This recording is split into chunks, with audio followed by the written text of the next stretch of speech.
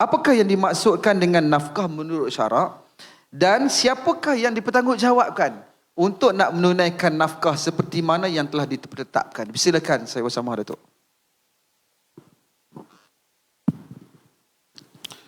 Assalamualaikum warahmatullahi wabarakatuh. Alhamdulillah wassalatu wassalamu ala Rasulillah wa ba'd. Yang dikasihi Fadil Ustaz Nazim sebagai pengurusi moderator pagi ini, yang dikasihi Yang Ma'arif Ketua Hakim Syar'i Tuan Zaidi bin Ahmad, ahli-ahli panel yang bersama dengan kita yang namanya telah disebutkan tadi, wa kullun bismihi wa laqabihi, Arab kata, Profesor Dr. Muhammad Ruzaimi bin Ramli, Direktor KUIPS, semualah yang berjawatan, yang semua yang ada. Saya ni bila mari tengok kiri kanan saya panel ni buat preparation homework yang bagus. Saya 2-3 hari ni sibuk RUU jadi tak ada fikir. Pagi ni saya main tanya PA saya apa tajuk dia. Dia kata Ustaz Nazim kata tajuk dia nafkah. Lama saya tak fikir pasal nafkah ni. Tak apalah, dia orang buat preparation baik, saya sebut secara umum apa yang terlintas ni ya. Nafkah ni kita telah gunakan dalam bahasa Melayu juga. Asal perkataan Arab ni infaq, anfaqa yunfiqu, yakni sesuatu yang dia belanjakan. Ahli bahasa ni dia sedikit berbeza tentang dia bermaksud daripada kata apa. Kata halak berarti perkara yang telah dihanguskan, ataupun daripada kata-kata ataupun daripada maksud juzur yang lain. Tak apa, itu satu teknikal dalam bahasa. Cumanya daripada perkataan nafkah ini dari segi istilahnya secara umum, walaupun ada perbezaan di kalangan mazhab-mazhab ini, dia bermaksud ialah kifayah ataupun saraan yang menjadi kewajipan kepada seseorang untuk ataupun kepada orang-orang yang dipertanggungjawabkan ke atasnya. Man yaqutu, orang-orang yang dipertanggungjawabkan ke atasnya. Dalam konteks perbicaraan kita, mungkin dalam ni sesi undang-undang ni membabitkan isteri, membabitkan anak-anak. Ada nafkah kepada aqarib juga, nafkah kepada kaum kerabat. Itu ada dengan perbezaan syarat di kalangan para fuqaha ataupun para sarjana. Saya balik kepada apa yang Ustaz Nazim tanya. Tadi Ustaz Nazim telah baca ar-rijalu qawwamuna 'ala an-nisa bima faddalallahu ba'dhum 'ala ba'd wa bima anfaqu min amwalihim. Rijal qawwam. Perkataan qawwam ni selalu diterjemahkan lelaki menjadi pemimpin, tetapi qawwam dia tidak bermaksud pemimpin. Dia daripada qama, maksud dia menguruskan wanita. Qawwamun, dia bukan saja ialah apabila dia mengurus, dia memimpin, tapi dia menguruskan. Qawwam 'alan nisa bima faddalallahu ba'dhum 'ala ba'd, di atas apa yang telah Allah jadikan sebahagian mereka melebihi sebahagian yang lain. Yakni lelaki daripada sosok tubuhnya, daripada keupayaannya, dia melebihi wanita. Tapi Allah sebut secara spesifik sesuatu yang sangat penting di dalam soal pengurusan atau hubungan lelaki dan wanita, bima anfaqu min amwalihim, di atas apa yang lelaki itu belanja daripada harta mereka. Yakni belanjakan harta untuk isterinya. Jadi dengan itu menjadi kewajipan suami untuk membelanjakan untuk isteri. Dan kemudian para ulama, saya tak tahu, mungkin Ustaz Nazim dah bahagi dah soalan mereka dah siap. Kalau saya terjawab soalan mereka, saya minta maaf. Jadi, kemudian para ulama membincangkan banyak mana yang hendak dibelanjakan itu. Kan? Orang di jabatan kehakiman bagi ke isteri banyak mana, orang pejabat maib bagi banyak mana. Korang sikit. Orang Indonesia banyak-banyak, orang Malaysia banyak mana, orang Saudi banyak mana. Kan? Dari situ maka berlaku perbincangan di kalangan para ulama, tetapi semua mereka merujuk kepada apa yang Allah Subhanahu wa taala sebut, liyunfiq dzu sa'atin min sa'atihi wa man qudira alaihi rizquhu falyunfiq mimma atahu Allah. Dalam surah Talaq yang kita baca, la yukallifullahu nafsan illa ma atahu, sayaj'alullahu min ba'di usrin yusra. Okey. Maka hendaklah membelanjakan, liyunfiq dzu sa'atin min sa'atihi. Orang yang ada keluasan belanja mengikut daripada keluasannya. Yang duit banyak dia kena belanja cara duit banyaklah.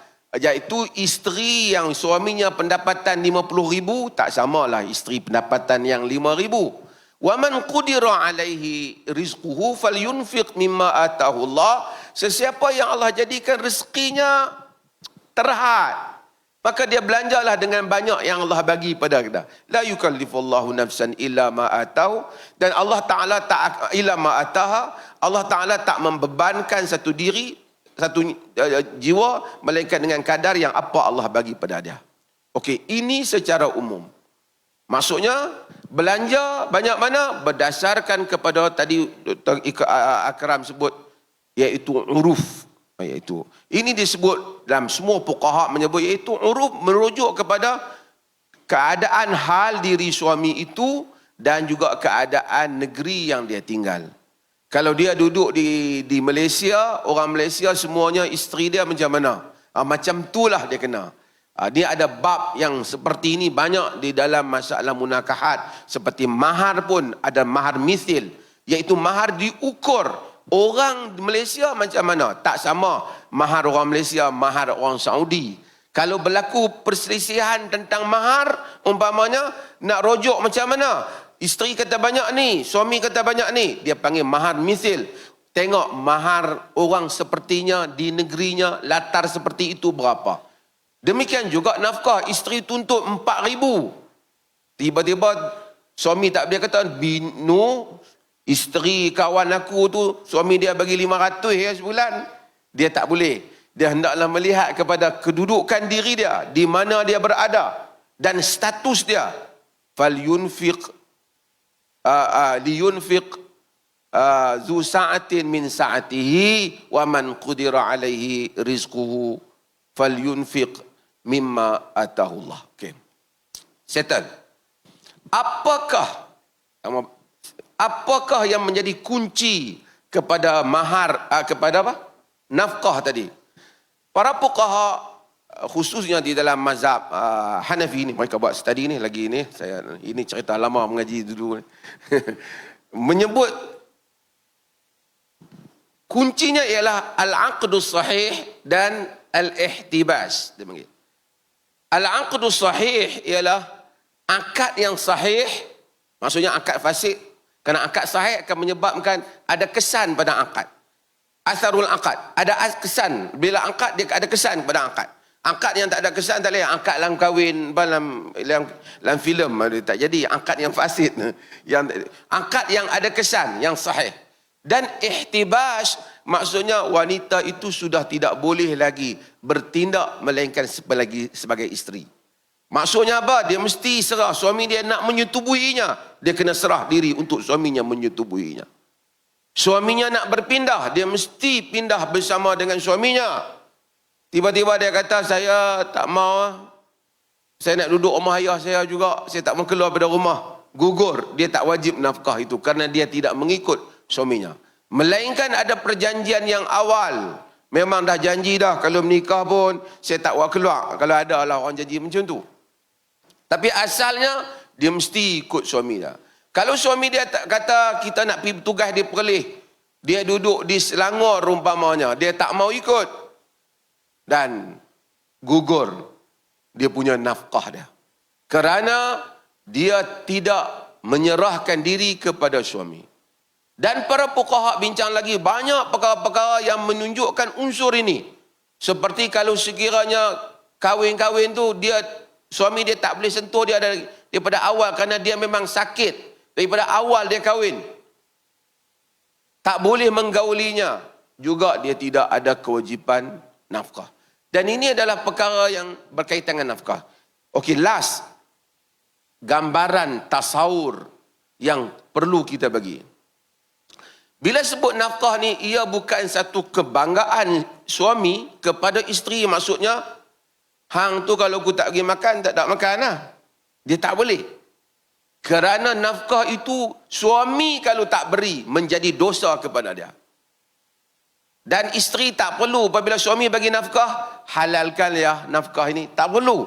Suami yang kena minta halal jika tak cukup. Memang hak isteri.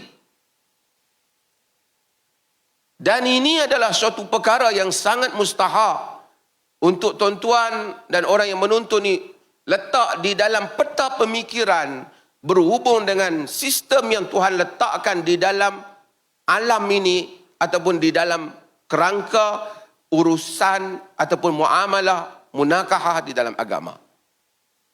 Manusia ini dia adalah makhluk bersosial. Yakni makhluk bersosial, dia tak boleh hidup seorang-seorang dia.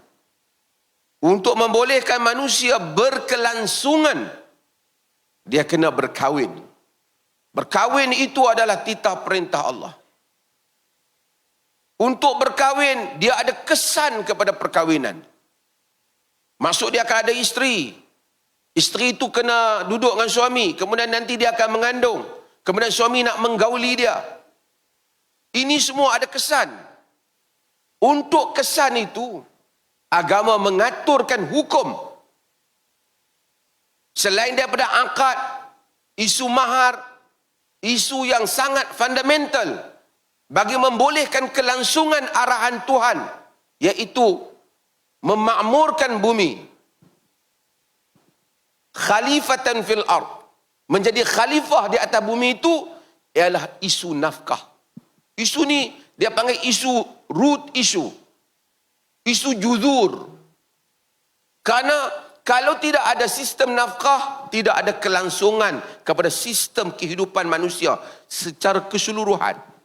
Kadang-kadang orang ni dia tak faham, dia tengok ini satu juzuk. Macam orang kata apa masalah riba, dia tak faham. Riba tu kistan dia sistem ekonomi keseluruhannya. Nafkah tu kesan dia sistem kelangsungan manusia keseluruhannya. Kalau tak ada sistem nafkah tu, manusia tak berkelangsungan. Dia tak boleh menikah lah. Dia boleh jadi berzina, merata, tak ada apa. Sebab itu, apa-apa di dalam pemikiran agama, hendaklah memahami falsafah dan worldview terhadap isu itu. Sebab itu bila ustaz-ustaz yang ada ni, bila nak syarah nafkah, dia jangan syarah bab nafkah tu secara terpencil. Dia hendaklah melihat kerangka yang besar. Jadi ia kelangsungan. Bila ia kelangsungan, maka seseorang mesti mengeluarkan hartanya. Dalam kehidupan ini, agama jadikan ubudiyah ataupun pengabdian diri kepada Tuhan itu merangkumi soal tindakan, dalam erti kata manusia sembah, solat, tawaf, dan juga soal harta. Manusia mengeluarkan hartanya. Yakni membelanjakan apa yang dia milik. Ramai orang boleh ringan tulang, tapi tak ramai orang yang ringan duit dia nak bagi ke orang. Dan oleh kerana nak mengeluarkan wang ini bukan mudah. Bukan mudah nak ambil duit kita bagi ke orang ni. Bagi orang tu makan, bagi wanita makan, isteri kita. Allah tak jadikan itu sebagai tanggungjawab kosong. Ia jadikan ia sebagai pertama kewajipan, dalam erti kata lain, awak tak keluarkan nafkah, awak berdosa. Dan ia sebesar-besar dosa. Kafa bil mar'i ithman an yudayya'a man yaqut. Cukuplah bagi satu orang itu dosa dengan dia mensia-siakan siapa yang menjadi tanggungjawabnya. Hadis riwayat Imam Muslim. Yakni ini tanggung. Tapi bukan saja Allah jadikan dosa. Tang dosa ni nak jelaskan maksudnya Kalau suami tak keluarkan cukup, dia mesti minta halal daripada isteri. Kita sebalik kan, bila raya, halalkanlah makan dan minum yang telah abang sediakan. Itu kita punya drama. Sebab tu banyak hati-hati ni cerai drama menyusahkan satu negara.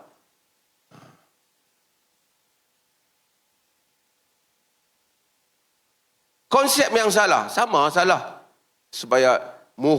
Supaya ibu halalkan air susu yang diminum. Bukan ibu kena halalkan. Ibu memang wajib menyusukan anaknya.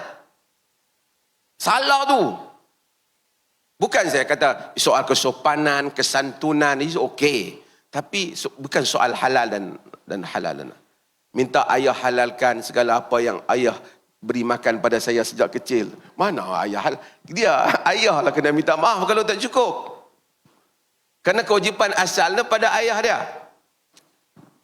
Okey, satu. So kita clear. Yang kedua, sagi dia Paul nak cakap kan. Kacau sabarlah. Dan tak dan tapi tak apalah apa-apa yang ingat. Okey.